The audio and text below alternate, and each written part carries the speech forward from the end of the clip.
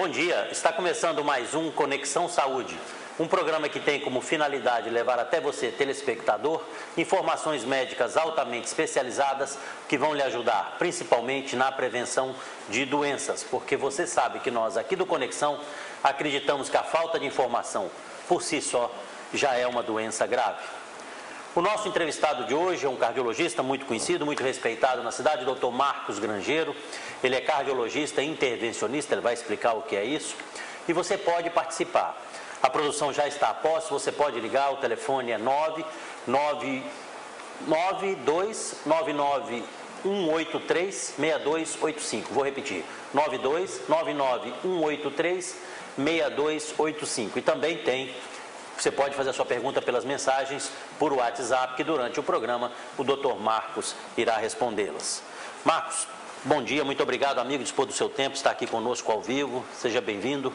Primeira vez que nós temos essa autoridade aqui no programa, seja bem-vindo, o Marcos é meu amigo, parceiro aí de muito tempo. Amigo, vamos começar conversando assim, já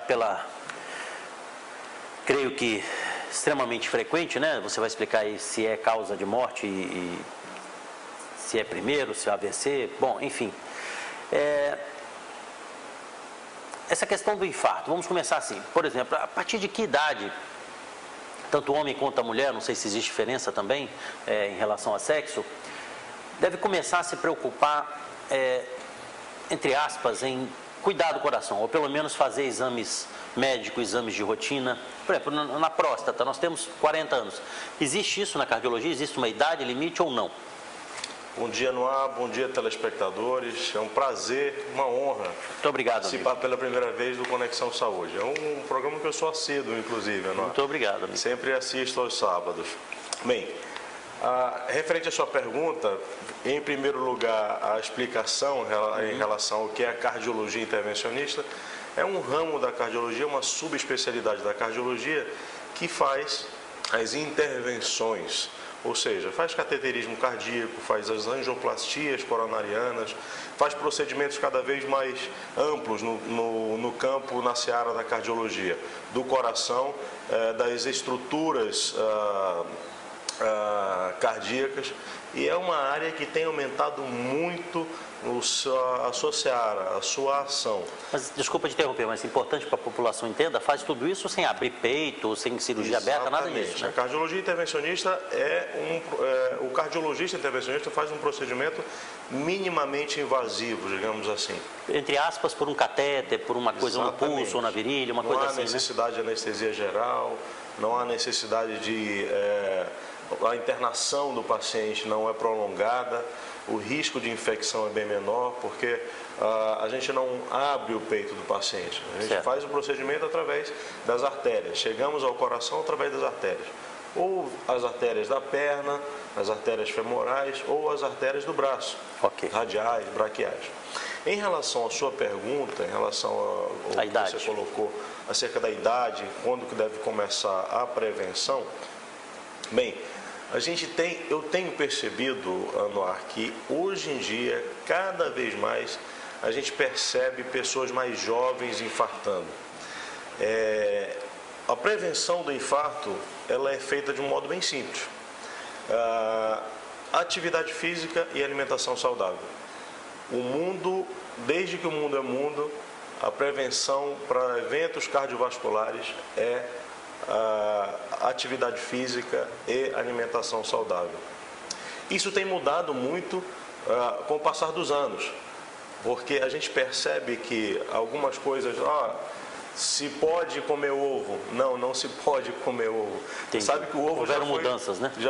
já foi vilão. Um grande vilão, e agora é um herói. Hoje o ovo é considerado um dos alimentos mais completos, inclusive no quesito da prevenção. Em relação à idade, a gente não tem uma idade certa, mas o que a gente sabe hoje em relação a infarto entre homens e mulheres é que homens infartam mais do que mulheres até 50, 55 anos. A partir daí, há uma equivalência entre os sexos. Tanto homens quanto mulheres infartam na mesma proporção. A isso os pesquisadores colocaram uma situação bem simples. Há uma proteção natural que o hormônio endógeno, o hormônio da própria mulher, que a mulher produz, dá a ela uma segurança ou uma prevenção naquele período em que ela está produzindo o hormônio naturalmente. Quando ocorre uma queda dos hormônios, ela vai perdendo essa natural proteção e aí ela começa a infartar mais. O que é interessante, se você me permite mais uma complementação em relação a isso, é que depois que os pesquisadores tiveram acesso a essa pesquisa, eles começaram a recomendar hormônio exógeno para que a mulher pudesse continuar com essa prevenção, com essa natural prevenção. Só que aí o exógeno não teve a mesma ação do hormônio endógeno e a mulher continuou infartando da mesma maneira. Daí há uma celeuma em relação a essa questão de reposição. Deve fazer reposição, não deve fazer reposição. Bem, no quesito de proteção ou prevenção cardiovascular, não há indicação na questão da prevenção. Mas também essa reposição hormonal não traria maior risco à mulher no coração? Sem falar dos outros temas, eu digo. Ao coração, não. Como eu falei, há uma celeuma em relação a isso daí. Pode trazer também prejuízo? Que há também um aumento do risco cardiovascular por conta dessa reposição hormonal. Agora, o que a gente sabe também é que nos primeiros hormônios utilizados, a dosagem hormonal era muito maior. Hoje há uma prevenção, há uma utilização de uma dose menor em relação aos hormônios, né? Então, a medicina é uma ciência eternamente mutável. Com certeza. Então, a gente espera que isso possa mudar também. Mas assim, para que a gente tenha, se é possível isso, às vezes estou insistindo num ponto que talvez não seja nem possível. Mas, por exemplo, a gente já viu até colegas infartarem com 32 anos, 33 anos. Exatamente. Né? Então, não teria uma idade limite, mas você ou a Sociedade de Cardiologia tem uma orientação assim de que... porque a pessoa às vezes está bem, né? O infarto muitas vezes não vem precedido de sintomas, talvez a gente vai conversar sobre isso ainda. Mas a pessoa está bem e pode infartar. E às vezes, mas em que idade começa isso no homem, já que a mulher só muito acima, no homem começa a ficar mais frequente? A partir de 40? Seria mais ou menos isso? A partir de 40, com certeza.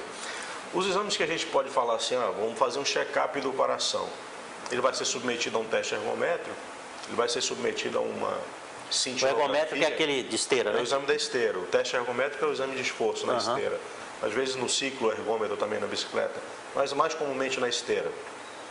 Ou vai ser submetido a um exame de cintilografia, são testes provocadores de isquemia.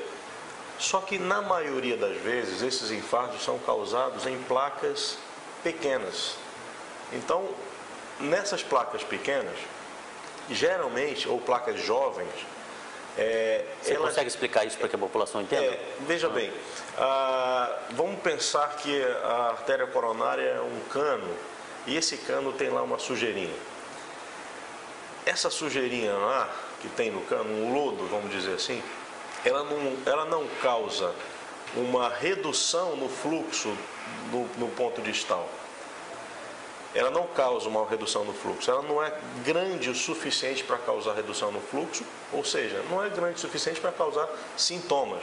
Então, mesmo que a pessoa se submeta a um teste ergométrico ou uma cintilografia, no mais das vezes ele vai ser normal, porque a placa é pequena.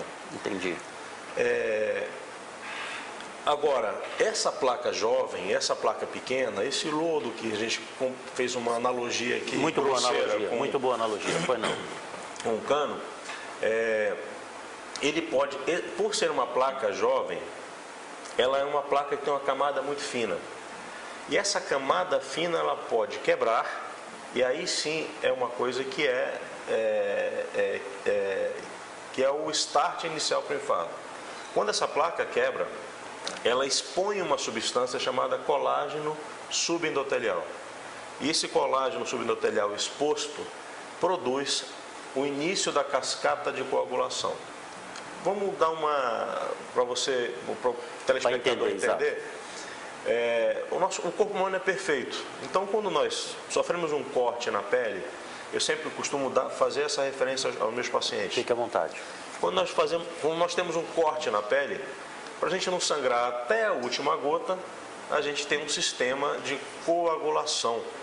E esse sistema de coagulação, ele é gerado justamente para que haja um tampão e a gente não perca muito sangue. Bem, o que acontece? Quando a gente tem esse sistema de coagulação dentro de um cilindro, que é a artéria coronária, essa artéria coronária vai fechar e dessa forma não vai haver a passagem de sangue para o músculo do coração. E aí o músculo sofre. Então, na maioria das vezes, Renato, o que acontece é que a placa pequena quebra e essa placa jovem, essa placa pequena, essa placa de camada fina, quebrando, ela produz o início do infarto agudo do miocárdio. Entendi. E não teria como... Por isso que às vezes acontece de colegas nossos, até, infelizmente, acabou de chegar num check-up, acabou de fazer um check-up e tal, e teve morte súbita, foram ver por infarto. Nós temos uma pergunta aqui do Ronaldo Cunha. Fiz alguns exames e deu tudo bem, somente a glicose um pouco alta, às vezes sinto uma dor fininha no peito, mas passa rápido. Pode ser indício de infarto? Bom, ele não disse a idade, Ronaldo Cunha. Ronaldo, na verdade, o infarto ele não dá esses avisos com essas dores fininhas. Na maioria das vezes, essas dores fininhas, elas não têm relação com o infarto. Pode ser uma angina, até pode ser uma angina, mas a dor anginosa, que é o que nós costumamos dizer, que é a dor coronariana, digamos assim, ela pode até preceder o infarto, mas ela tem uma característica muito comum.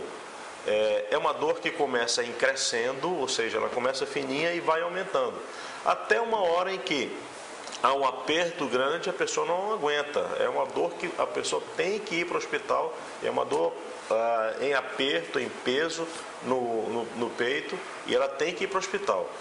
Dor fininha, na maioria das vezes, não tem relação com o infarto e nem mesmo com angina, nem mesmo com angina do peito. Provavelmente gases, alguma coisa assim, né? Tem uma relação com gases, né? Tem uma série de dores torácicas que são investigadas. Nos bons hospitais, a gente tem o chamado... Um protocolo de dor torácica. Protocolo de dor torácica. E nesse momento, o paciente chegou... A primeira coisa que a gente vai investigar é se essa dor tem relação com o coronário. Mas obrigado pela pergunta, Ronaldo. Bom, nós vamos a um rápido intervalo comercial e já voltamos. É questão de 2 minutos.